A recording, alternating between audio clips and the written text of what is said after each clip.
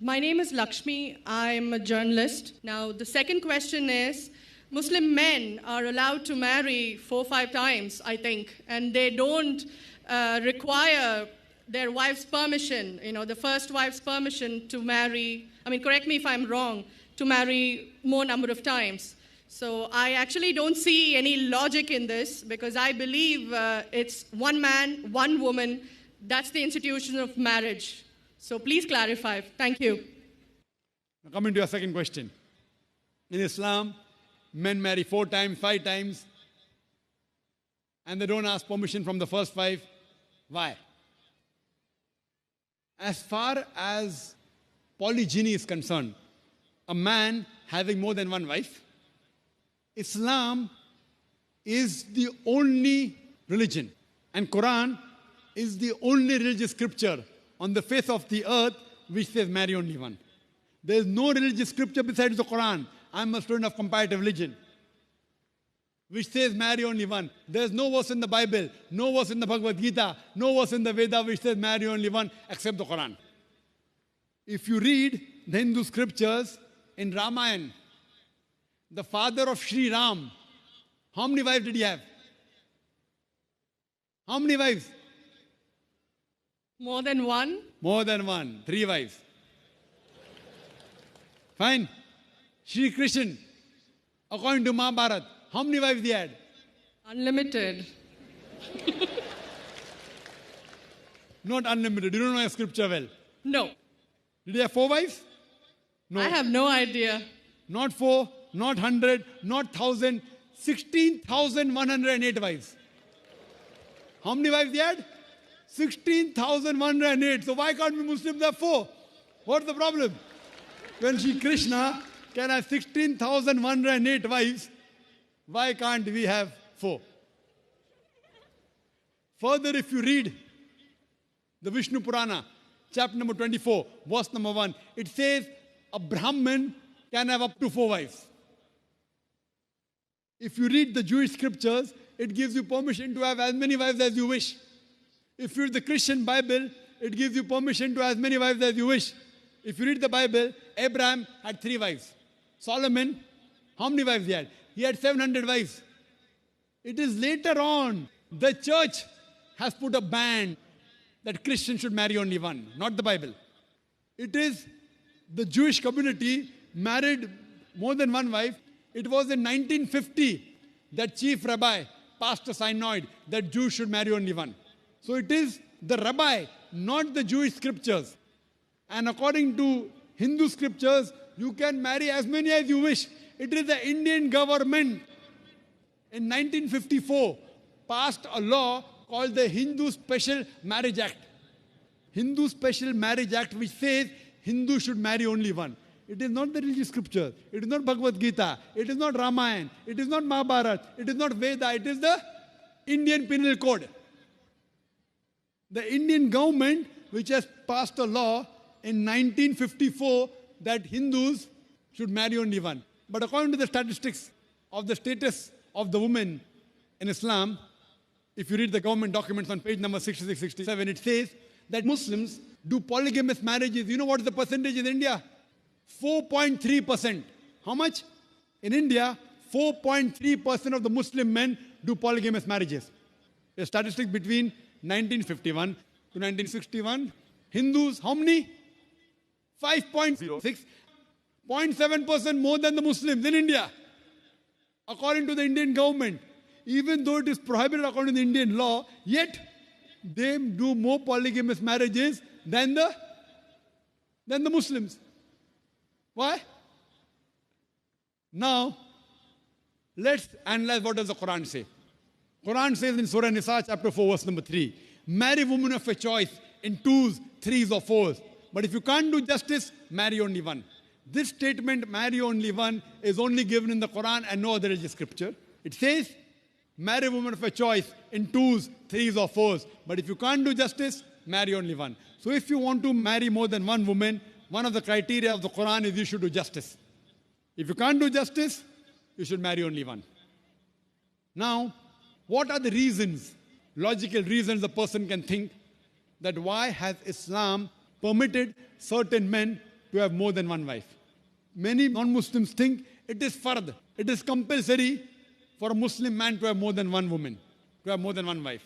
It's not compulsory, it's optional. It's not fard. It's not compulsory. How many Muslim men do you know who have more than one wife? How many do you know, sister? How many do you know? A few. How many? A few again. Few means 1, 2, 3. How many? Yeah, at least about 3. About 3. Have you heard of Dharminder? Yeah. How many wives he has? 2. Muslim or non-Muslim? Non-Muslim. Non-Muslim. Your previous chief minister, what's the name? Jayalalitha. Yes. Hindu or Muslim? Hindu or Muslim? Hindu. Hindu, fine. Now these are famous personalities. Fine. How many famous personalities you know in India who have got more than one wife? The 3 you know may be locality, fine? Yeah. Local, maybe friend in your neighborhood, maybe your colleague. In India, there are more non-Muslims having more than one wife than the Muslims. Now let us understand what are the logical reasons. Come back to logic now. Now, by nature, if you ask any medical doctor, he will tell you, male and female are born in equal proportion. Girls and boys are born in equal proportion. But any medical doctor, any pediatrician, any children doctor will tell you that the female sex, the female child is stronger than the male child. That's the reason there are more deaths in the male children as compared to female children. So in children's age itself, the female children are much more than the male children. As life grows on, there are people dying due to accidents, due to alcoholism, due to war.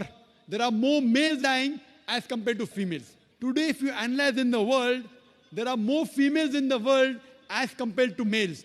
There are few third world countries like India where the male population is more than the female population. And do you know why? The reason is because of female feticide and female infanticide. According to an article, a program which came on BBC by the name Let Her Die, the program was assignment. There was a British reporter by the name of Emily Buchanan. She comes to India and she says that every year in India, more than 1 million fetuses are being aborted after they identified that they're females. She says more than 3,000 every day. You multiply, more than 1 million every year. According to the Tamil Nadu government hospital report, she gives the statistics, out of 10 female born alive, do you know how many are put to death? 4. Sister, did you know that?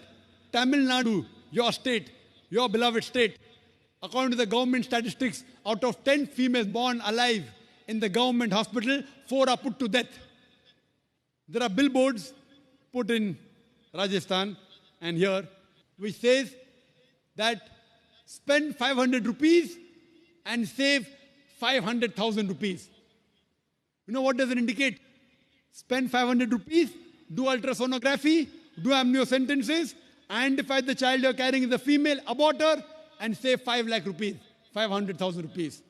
Maybe a couple of 100,000 upbringing her, and the remaining 100,000 in dowry.